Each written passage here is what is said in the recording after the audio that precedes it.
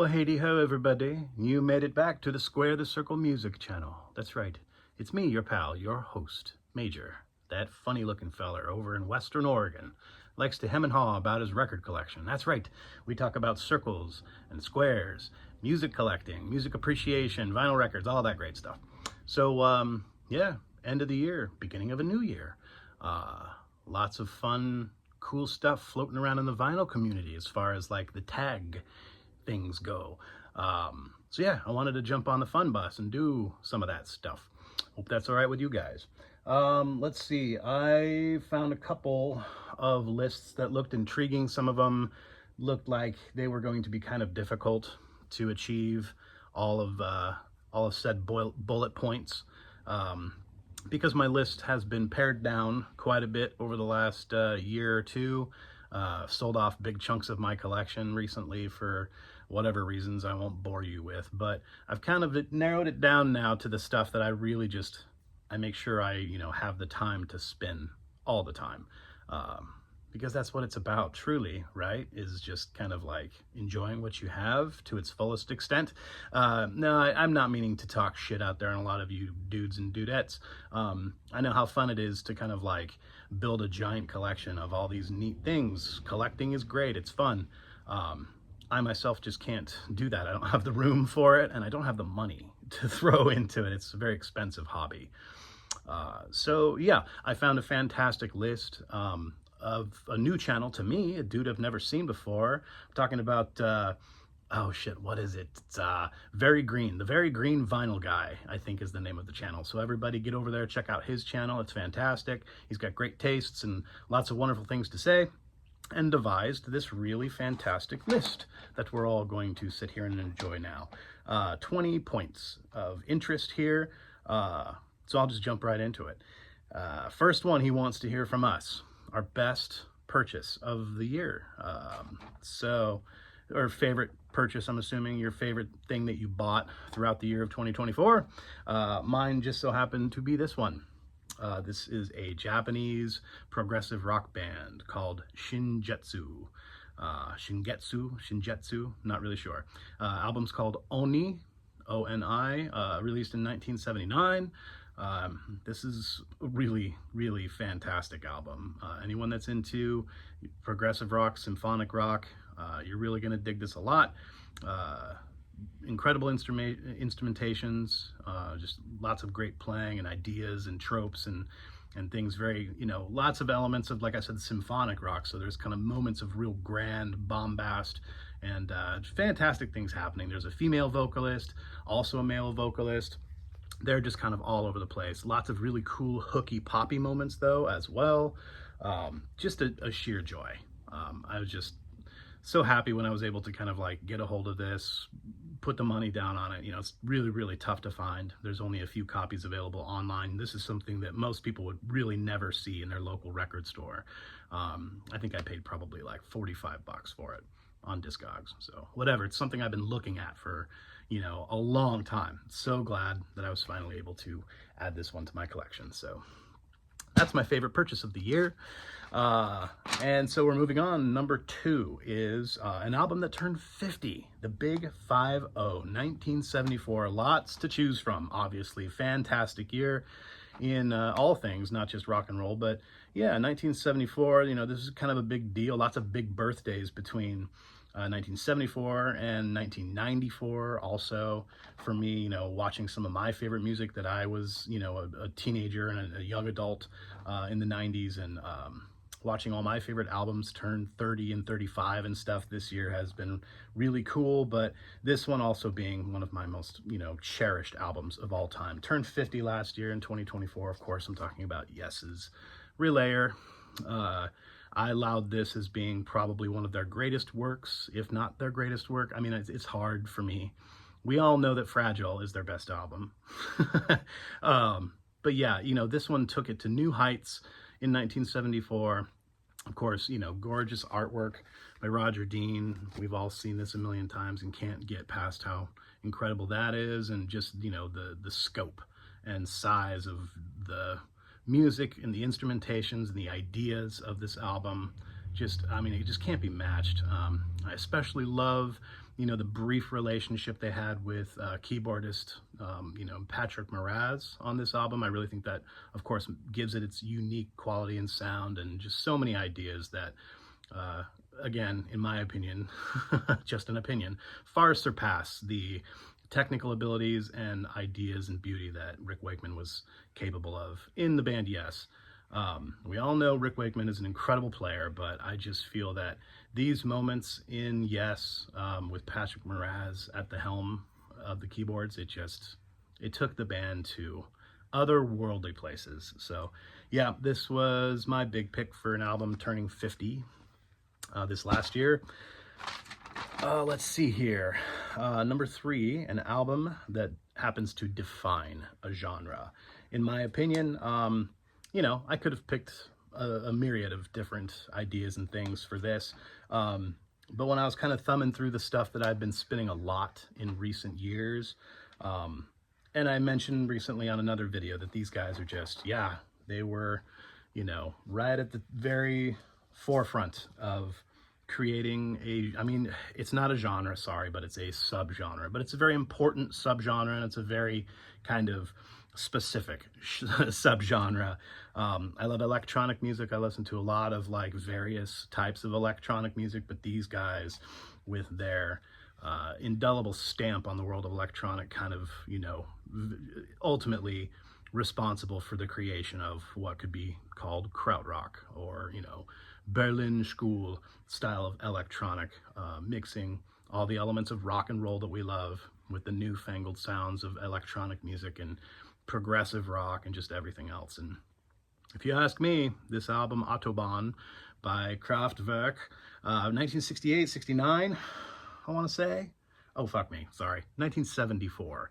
I think they had been playing a lot since the late 60s, but I think this was their big foray into something ultimately, very new to the world, and they created the damn genre, if you ask me. So yeah, thank goodness for Kraftwerk and Autobahn.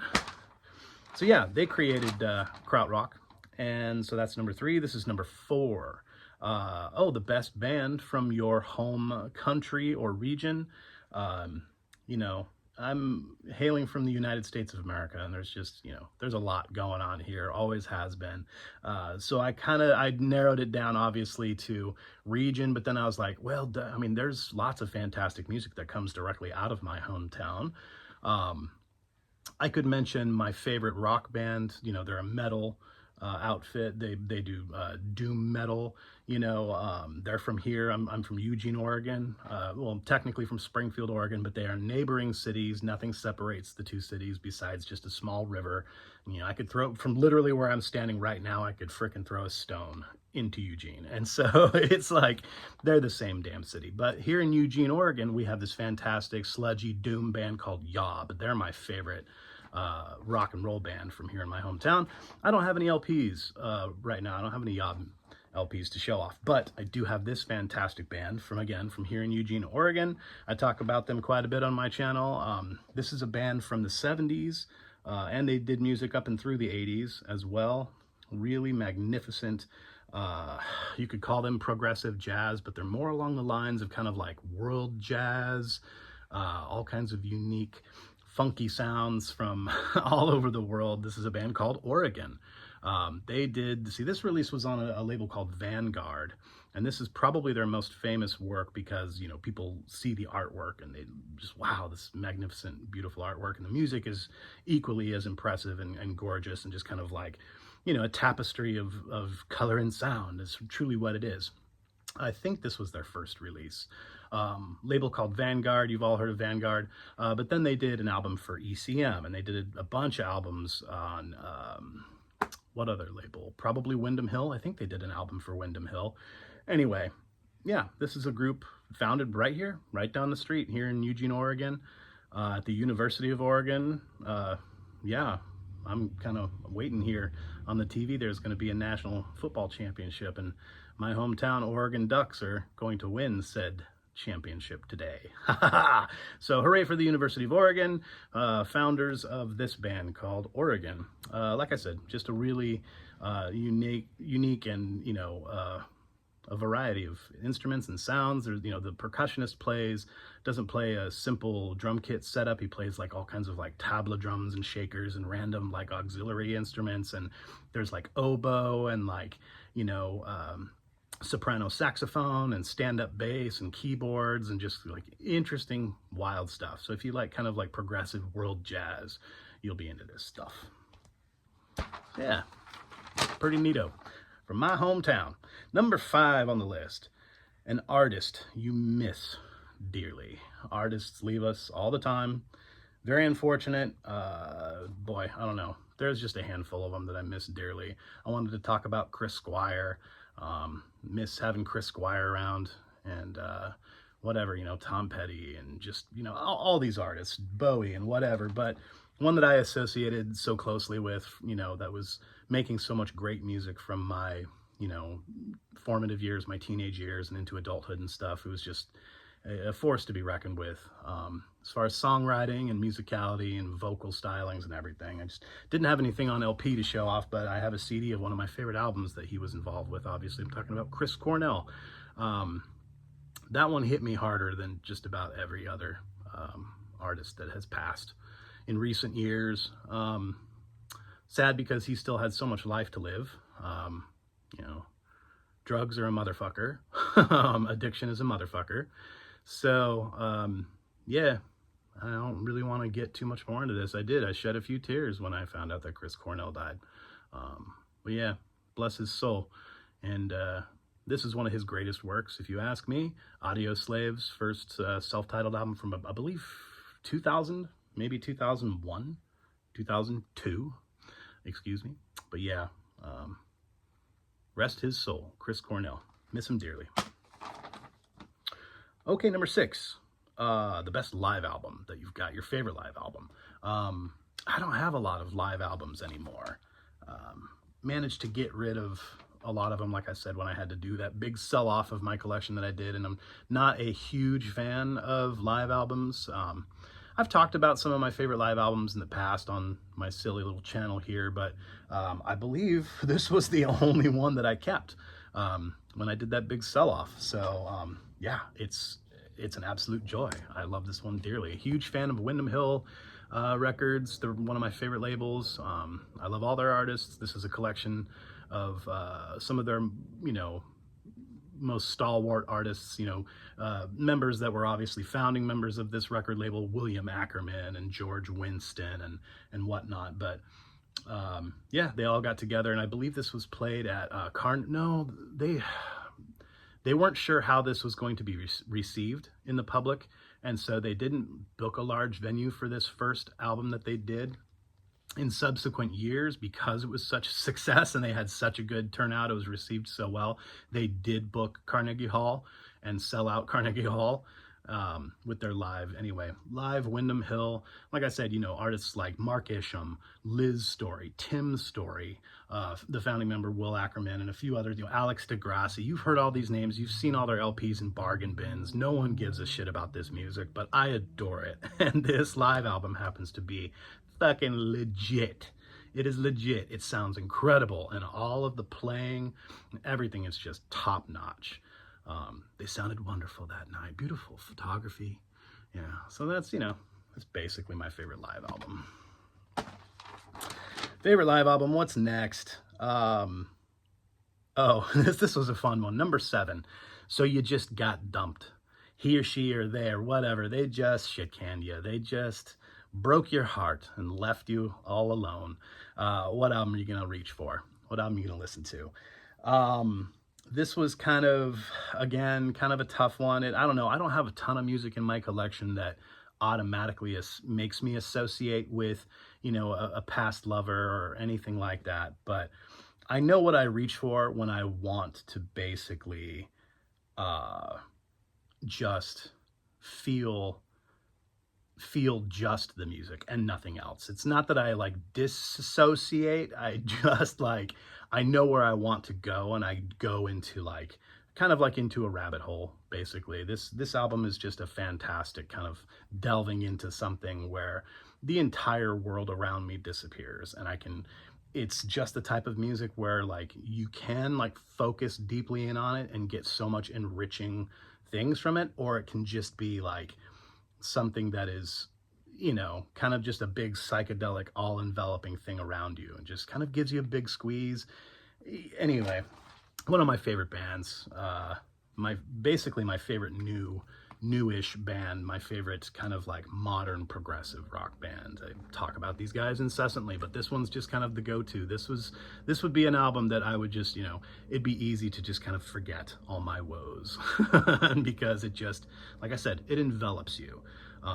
Lots of lengthy tracks. Like I said, if you guys like prog rock, this is kind of like the best of the best. It's just the best. They're the best fucking band in the world right now. They truly are. Yeah. So yeah, check out Wobbler, this album. I always have a brain fart when I talk about this album, From Silence to Somewhere. Kind of a weird title, so it's easy to kind of get lost up in the upstairs area. But yeah, this is a great one. Everybody, check it out. Love it dearly. Next on the list, number 8. This was cool for me.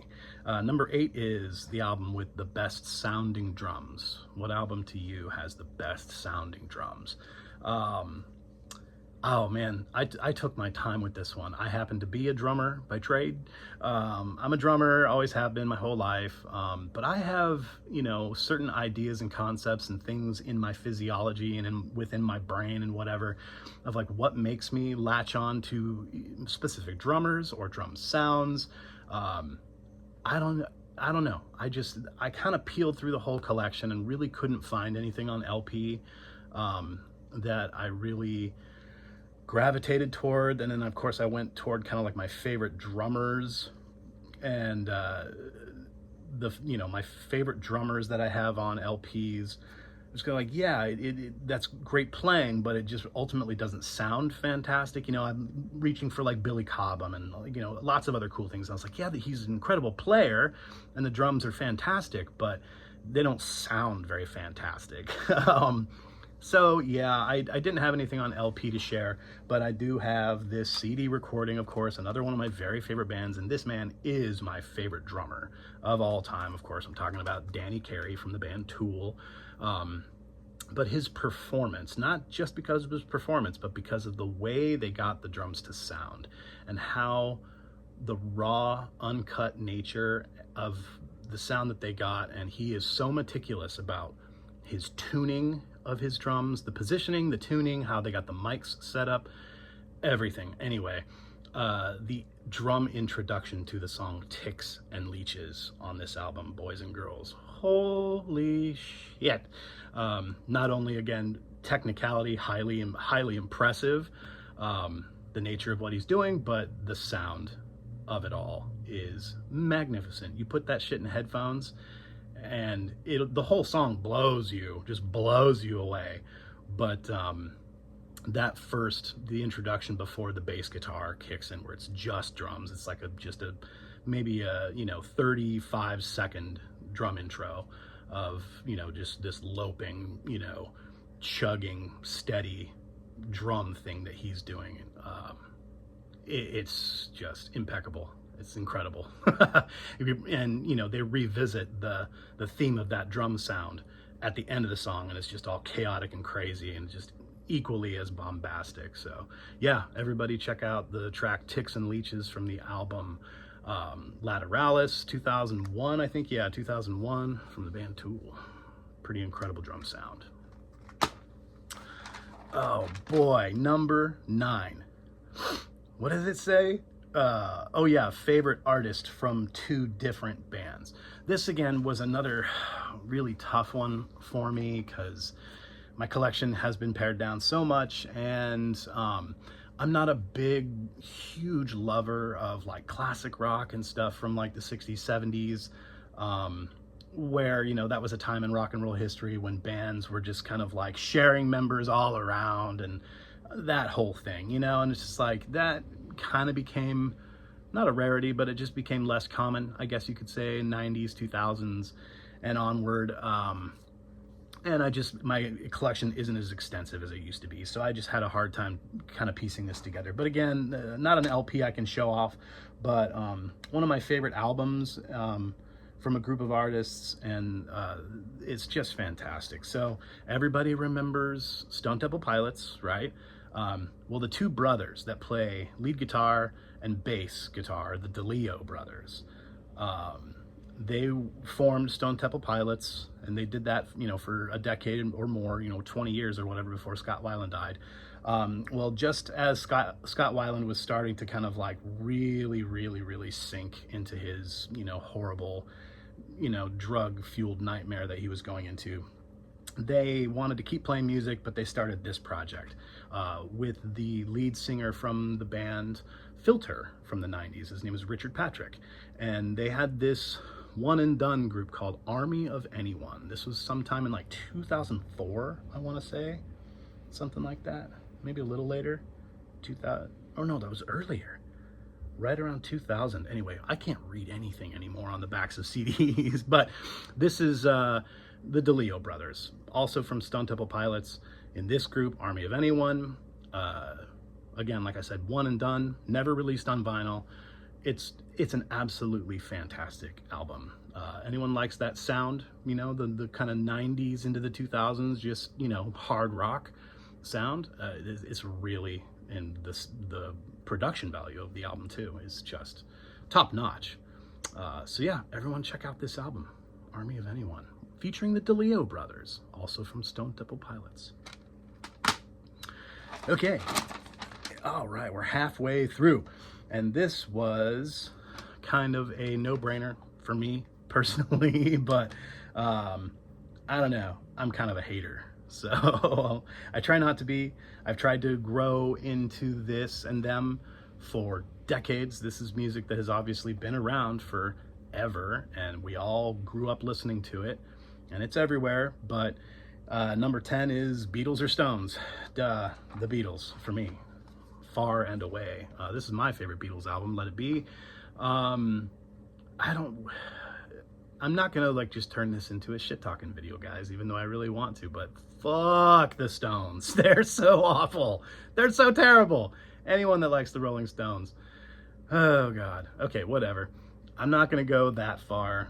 Okay, I can see what people, like where they're coming from, how and why they got there. I don't even want to ask, so whatever. The Beatles are far and above, beyond a far better band, so, and always have been. So yeah, definitely Beatles for me. Whatever. Number 11. Oh, this is another really great one. I love these creative ones. Hey, so you're walking down the street and you found a bag of weed on the ground and you're going to take it home and burn it up. What album are you going to listen to? Well, first and foremost, anyone that finds a bag of weed on the ground and takes it home and fucking lights it up, you're kind of an idiot. But yeah, anyway, fun question. I've had my days. I don't play around with substances anymore per se. I have been known to, I need some CBD every now and again. My aching back, my joints hurt, I have trouble sleeping often, and the CBD, it helps me. But I don't fuck around with anything else anymore, man. I'm too old for that shit, and I've got all sorts of addictive tendencies that we don't need to talk about. So, yeah, what album are you gonna listen to? This one, I don't know. I had fun with this one. I thought about it real hard. But this one always gives me really fun vibes, and I can remember listening to this when I used to get high, and it's a wild time. It's not a bizarre album, but it's just really fun. It's really enveloping. Obviously these guys were heavy drug users. This album came out probably in like 1975, I want to say. So lots of cannabis, cocaine, all kinds of things being tossed around for sure. And the album resonates that type of vibe. But anyway, a really fun listen to, not just kind of like sonically and like what's going on in and around your head, the ideas and tropes, and it's just a fun album. It's quirky and dark and sinister in places. It has moments of just kind of like fun, danceable stuff. I don't know. It's just a great listen. The group Man and their album The Welsh Connection, I believe 1975, somewhere in there, 1976. But yeah, like I said, lots of really cool elements of just straight prog rock and blues rock and kind of unique, cool experimental sections. There's some, again, danceable moments, some disco type of moments, some kind of soulful gospel moments toward the end. Like, yeah, there's this great track. The very last track on the album is called Born with the Future. That has some really, really interesting, fun moments in it. So yeah, like I said, it's a wild album with lots of cool things going on. So yeah, this would be a fun little trip out kind of a session. So everybody check it out, enjoy it. Okay, moving on down the line here, number 12 is an 80s album that you still listen to. Again, not strange for me. I'm a child of the 80s. I was steeped in, radio pop of the 80s. That was my entire youth. And so I love a lot of it. And I kind of instinctively went right toward like some Phil Collins and just all kinds of stuff like that, which I still have in my collection. But this is kind of more of just kind of a fun one that I pulled out because it makes most people chuckle when they think of, a guy like me, listening to this album. Is like, whatever, it's really fantastic. There's all kinds of great moments in it, and it's just sounds, the production value is just top notch. It blows me away every time I listen to it, because there's still, lots of raw organic aspects to it, but it just has a really fantastic sound, and I just can't get enough of Mr. Misters. Welcome to the Real World. I really like this album. I do. It's up there it's up there in the top, in the halls, the annals of the 80s, the fantastic 80s pop that we all love, your Phil Collins and your Huey Lewis and the News and whatever else, I just gravitated right toward Mr. Mister for some reason. It's a really great album. It just is. Fight me. All right. Let's see. Number 13. Artists with a political stance gone sour. This one, I don't know. I'm going to choose not really to participate in this one for some reason. I don't know. I don't equivocate the two. Sorry, is that a word? I don't know. I don't like to even consider any types of real, ideologies or anything like that when I'm enjoying my music. And when it comes to, again, the personalities and the, within the culture and whatever mainstream pop stuff, I don't know, I just don't pay attention to that shit. I'm in it for the music, so yeah, I'm gonna opt out on this one, I guess I could say.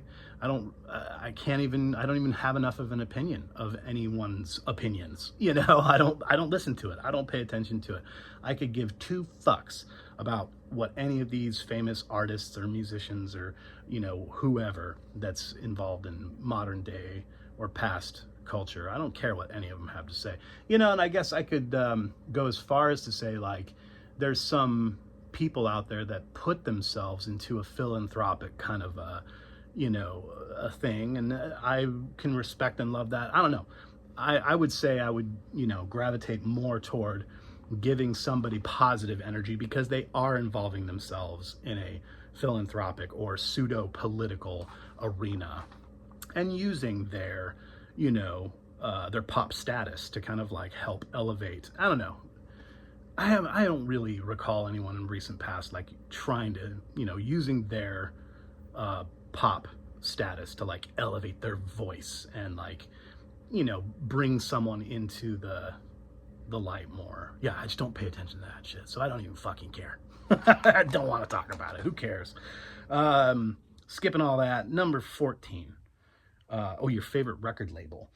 What did I do about this one? I don't know. I didn't really find, and I wasn't sure if one guy I noticed was actually showed the physical label on the record, which hell, I even have this one right here. I really like this one. This is from what we were listening to when I started up the episode. This is for, I've shown this record before on my channel. This is a compilation record of artists that did a BBC special about nature photography. It's called Ways of Seeing, put out by a group called the Advisory Circle. I don't know. That's a neat label. It's got that, aperture thing there, and on the other side it has just kind of like this cool like color label. I wasn't sure if Homie wanted us to actually show like a physical record label, or if they were saying like, you know, what's your favorite record release label. So I'll just say a couple of my favorite record release labels too. I always make sure to go to these, you know, websites and pages of these two specific labels that I adore. And I just like it when I can afford it. I like try to buy all their shit because it's just great.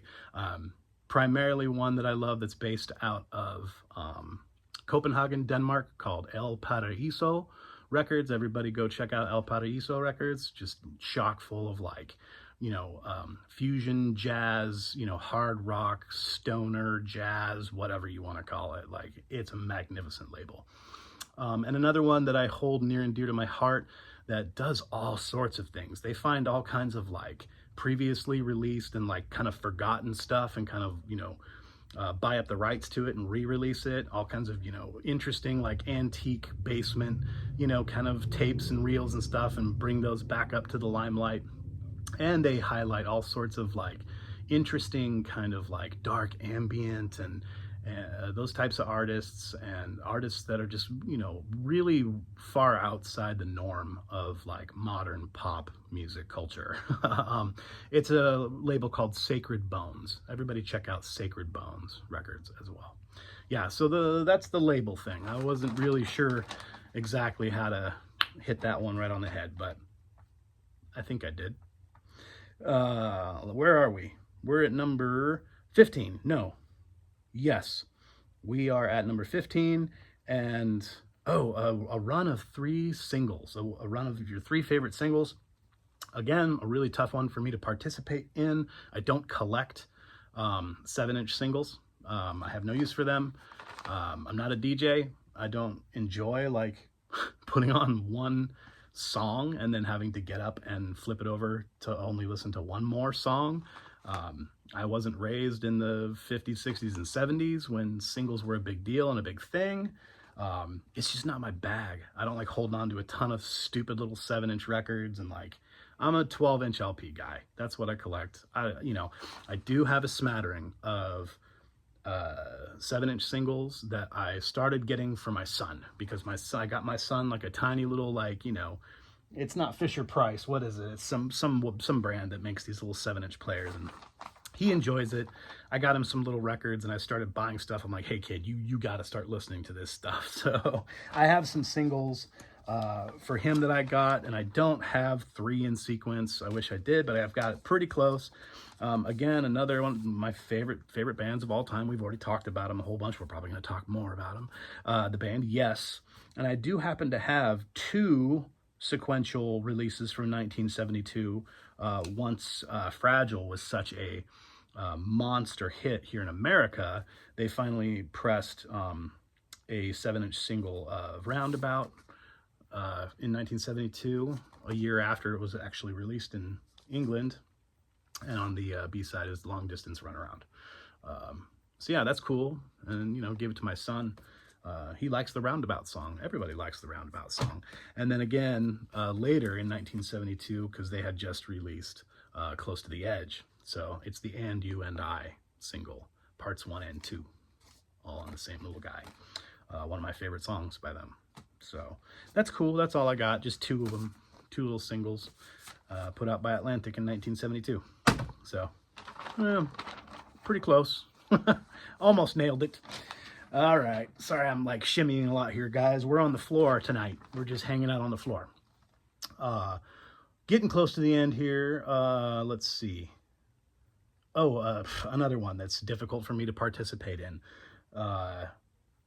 Record store day release that you actually listen to. See, this one also befuddled me, because I'm like, okay, who goes out on record store day and buys these ridiculously overpriced fucking records and then just looks at them and doesn't spin them, or just because they have a neat, like, you know, color variant or a splatter vinyl or whatever, new artwork, or like, well, who the fuck does that? I don't know. Sorry, I know a lot of you guys do, because you're collectors, and I dig that, and I appreciate it, and I love you collectors out there. But who the fuck has money for that shit? Like, forget about it, man. I lined up for Record Store Day one time in my entire life, and it was a ridiculous mistake. Oh man, I got there at like 5 o'clock in the morning and waited. It was March, I think, so it was like the spring Record Store Day. I want to say like late March, early April. It was like 28 degrees outside. And I waited out front of the record store for like 3 hours for a fucking Fish record. You know what I mean? And it was still $50. And it's like, I mean, if you like the band Fish, you understand that their, vinyl releases are rare and hard to come by and they're expensive and whatever. So I really wanted that copy of Story of the Ghost that day. But dude, I will never do that shit again. It's ridiculous. Overrated horse crap. But this most recent Record Store Day, I almost brought myself to purchase a new re-release of an album that like has not been released on vinyl for many, many years. It's 30 years, I think. This was its 38th year anniversary. And I'm hoping that there's still one down at the record store, once I get paid again and I can afford it, because I might go get it. The album Betty by the band Helmet. Really, really cool. Their best album. And having been its 30th birthday and its re-release on Record Store Day, that's one that I guess I could bring myself to purchase, because I'm actually going to listen to it. I don't know, this question, like I said, just befuddles me. Who buys shit and then doesn't listen to it? All right, sorry everybody, I'll move it along here. We're looking at number 17. Ooh, this was another one of those really creative, fun, cool ones. If you could be reincarnated as any artist, who would it be? This was really, really tough for me. And I just kind of fiddled around with it in my head. And I was, I, of course, again, instinctively go toward like the drummers. It's like, oh my God, I want to be reincarnated as Danny Carey so I can play the drums in Tool, or I want to be reincarnated as, a fantastic, John Paul Jones or something, so I can play in Led Zeppelin and play the bass guitar, which is something that I've always wanted to do. And, I don't know. And then I just thought about it deeper and deeper and deeper. And I was like, this is someone who is so important and prevalent and such a heavyweight in the world of art and music.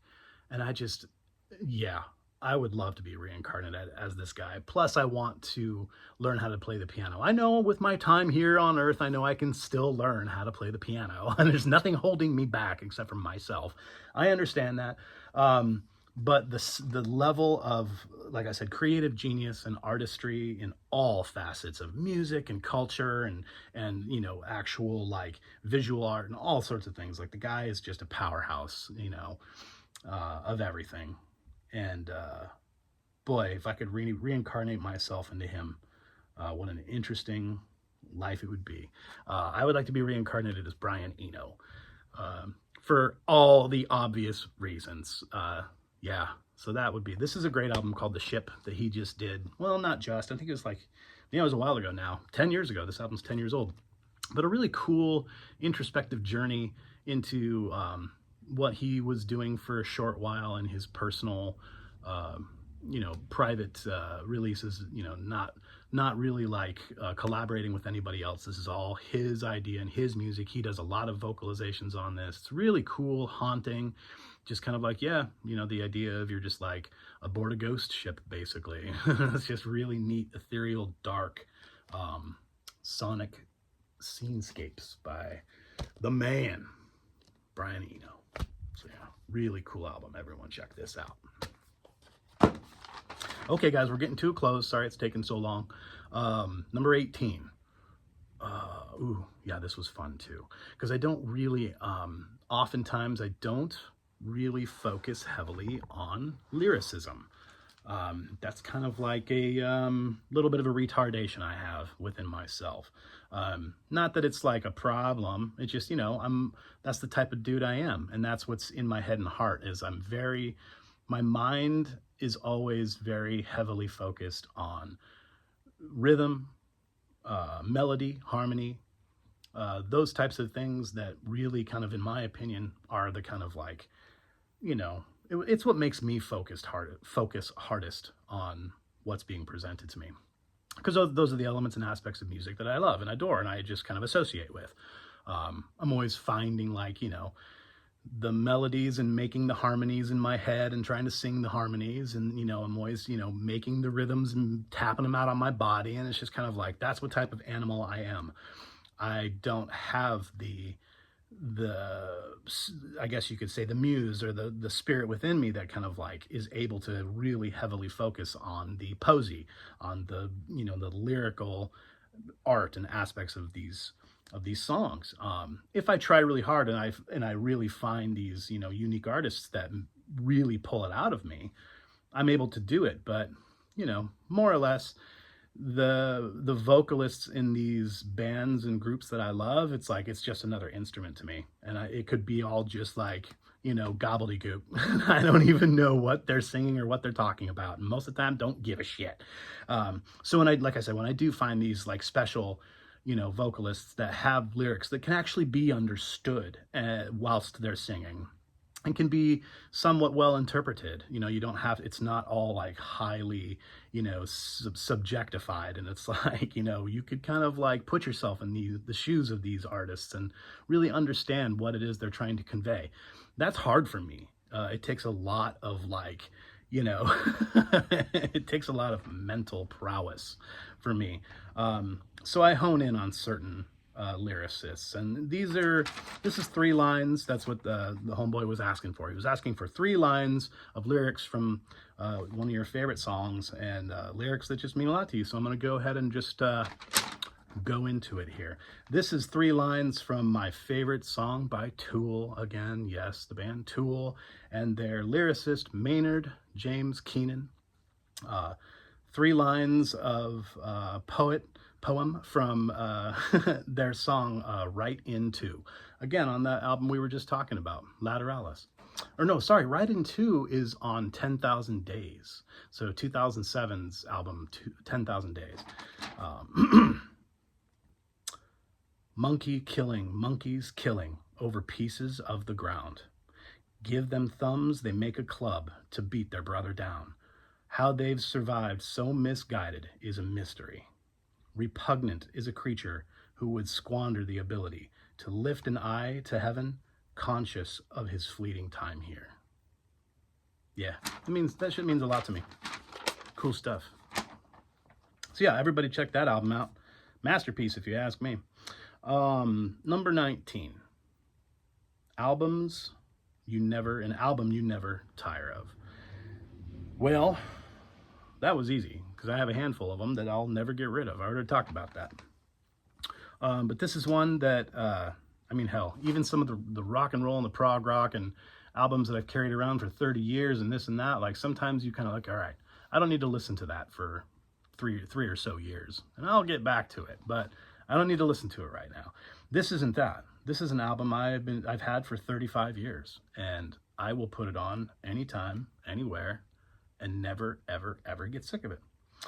This is a collection of film music by a man named Mark Isham.